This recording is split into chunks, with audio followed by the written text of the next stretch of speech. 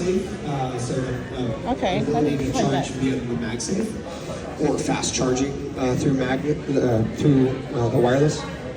Hey there, how's it going? Welcome. And then it's this part right here, which is the dynamic island, which is kind of what reminded me to come back to this. Were you here for the session? Were you here for the session? Oh, yeah. Oh, Yeah. okay. What was your name? Danelle.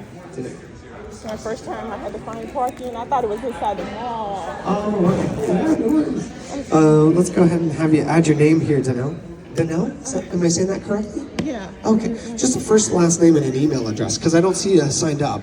I have a couple of other names listed, but I didn't see you there. Okay.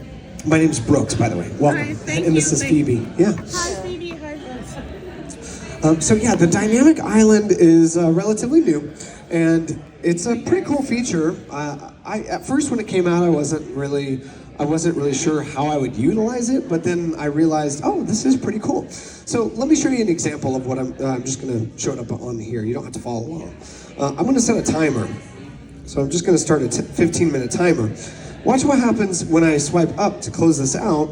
It kind of like vacuums, like zoop, sucks it up into this little oval. So this is like an indicator that something's running in the background. And then if I press and hold on it, I can actually see, and that black bubble, which is kind of going to be there regardless because it's a Face ID camera and a sensor up there. It like physically, it's in the screen, built in, right? That bubble is unavoidable. But what Apple did was with these OLED displays is they made that bubble appear to like expand and contract. And that's why you see it kind of expanding there. If I swipe up to close that out, it goes back to the original form. Well, you have to have something running in the background, and that's why I was just trying to show it up here. So it can run two things simultaneously up there in this little window, on either side of the camera lens. So it'll show navigation, like turn-by-turn navigation instructions. It shows timers, like we talked about there, stopwatches, if you're running a stopwatch in the background. This is already running two things because I'm AirPlay mirroring, so that's just an indicator that I'm AirPlaying this to here. Yeah, if you had something in the background going, it would show up there. So only if you have something in the background. So how do I get to, say, turning off that timer or whatever? I can tap and it will expand. Oh, thank you so much. So I can tap on that little timer icon up in this bubble, and then it just opens up the timer app there. And then of course I can pause that, erase the timer, and now it's only got my AirPlay mirroring icon here. That just indicates that. If I've got music playing in the background, right? If I have music or like Spotify or any third-party app that's playing music, upon closing it, it will go up there as well. So if I have something playing, I don't know what any of this music is. This is not my phone. So if I swipe up, let's see if it's playing. Yeah, like the album artwork would show up here. I think it's because I'm AirPlay mirroring, but the album artwork would show up there. And if you click on it, you can, scrub the playhead and across and move across the song or skip tracks. So it's like a little mini player. But anyway, I don't want to dwell too much on that, but that's what that is. It's called the Dynamic Island. And you might see it expand and show additional information. To see that information, you just click and hold, like that. And it shows what's happening in the background. Oops, and that music is still playing, so I'm going to stop that. All right, cool. So let's talk about the lay of the land here on, we talked about the physical layout. Let's talk about the different pages on your home screen. So if I swipe all the way as far over to the left as I can go here, the leftmost screen, I kind of do a little rubber band because I can't go any further.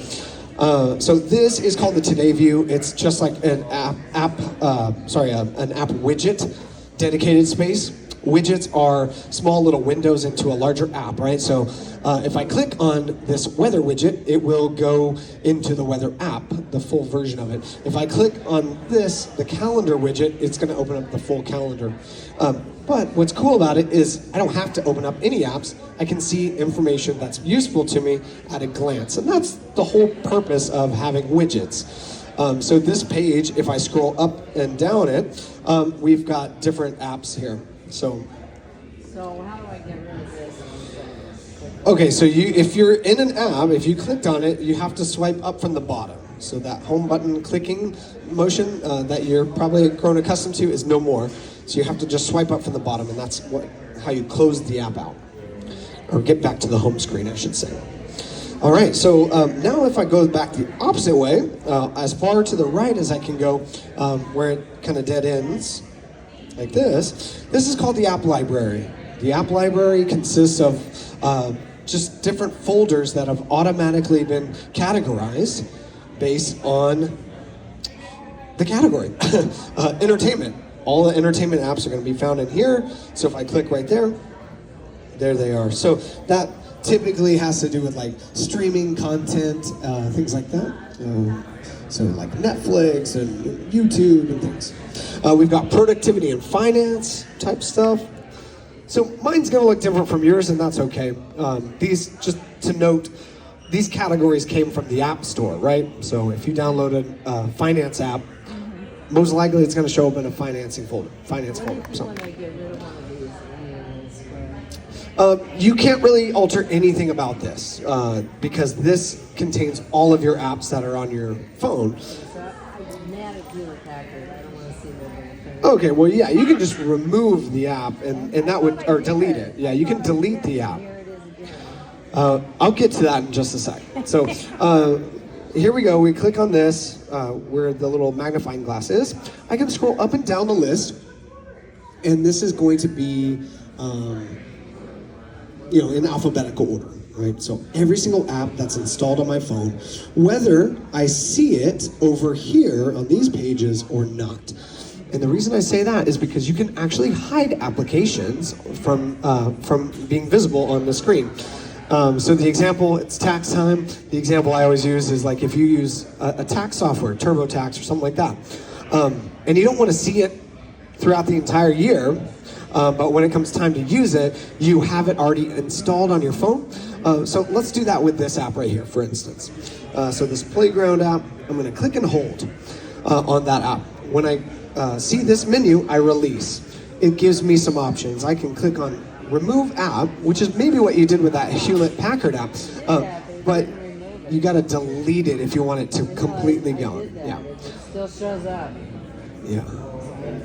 So deleting will remove everything about that. And so now it's gone from there. Yeah. But if I remove it, let me show you where it goes, right? It goes away from here, but it stays forever, always in here, as long as you don't actually delete it, right? So there's Image Playground. It's still here. I can search for it. It'll be alphabetically in the P's here, Playground, between photos and podcasts. It's still there. Let's say the opposite. I changed my mind. I want it back on the home screen. If I click and hold, just like I did before, I can add it to home screen again. So from the app library, if you click and hold, add to home screen, it puts it back over here on the screens. Another cool customization thing that you can do is, let's say I have this whole page, but I've got a bunch of games on it, and maybe they're like my kids' games or something like that, right? So I don't want to see all this stuff. I can actually click and hold and go to Edit and Edit Pages. So now I can actually just uncheck this whole thing. So if I uncheck it, it will not appear. Again, the apps will remain on my phone, but that page will be gone. Where does it go? It's just hidden. It's just hidden. So how do you get it back then if you want it back? The exact same thing I did. I mean, so here's 1 page, 2 page, and that's it. It goes over to the app library, even though I had 3 pages. So to reveal that 3rd page, or maybe, I accidentally did the wrong one, hit touch and hold, tap on edit pages, and then just check it back on, and then maybe I want to uncheck that one. Oops. Uncheck that one. Yeah, see?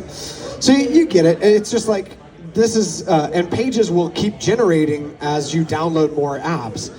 You might have like 10 pages of apps, but you can hide most of them. Because there's not really a need to have them all visible. Maybe just make your 1 page or 2 pages of apps, the apps that you use on a regular basis all day, every day. That's what this is all about down here. This is called your dock. It's very small on an iPhone. This has been like this